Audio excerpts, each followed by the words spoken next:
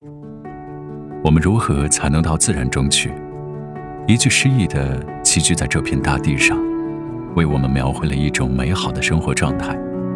在全球1半以上的人口居住在城市中的今天，如何能时时亲近大自然，找到一种与自然和谐相处的生活模式，几乎成为所有都市人的居住梦想。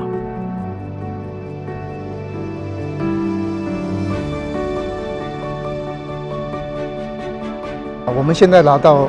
华城最漂亮的一个街道，这个街道在建设初期呢，就是种植了这个台湾相思。我们在这个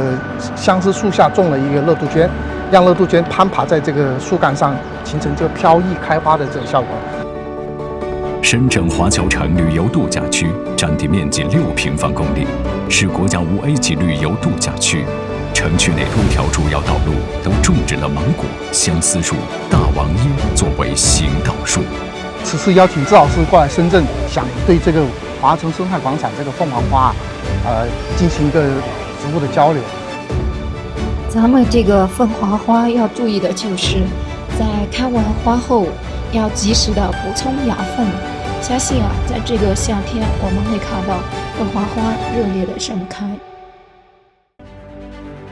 作为以文化旅游为主营业务的中央企业，华侨城以生态环保大于天和规划先行的理念进行城市建设，坚持绿色开发和运营，积极应对气候变化，在科学管理湿地、践行绿色发展、普及自然教育的具体实践中担当作为，走出了一条人与自然、人与城市、城市与自然和谐共生的可持续发展道路。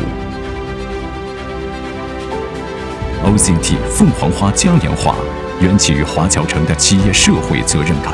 它是一个依托公共开放空间、以植物命名、扎根社区、辐射城市的自然节庆活动。从2013至21年，从很多深圳市民在花季自发来到华侨城旅游度假区拍摄，到第7届 OCT 凤凰花嘉年华的筹备举办，华侨城真正将一个社区活动升级成为了一个城市级的文化节日。第7届 OCT 凤凰花嘉年华活动全面升级，以自然友好市为主题，聚焦自然生态，串联粤港澳大湾区多地项目和景区，通过绿色论坛、环境戏剧和公众沟通多个板块内容，引领公众持续关注人、城市和自然的关系。从布局城市中的自然，到思考自然中的城市的可能，正是一个增添了诗意的过程。我们如何才能到自然中去？请您到身边的华侨城来，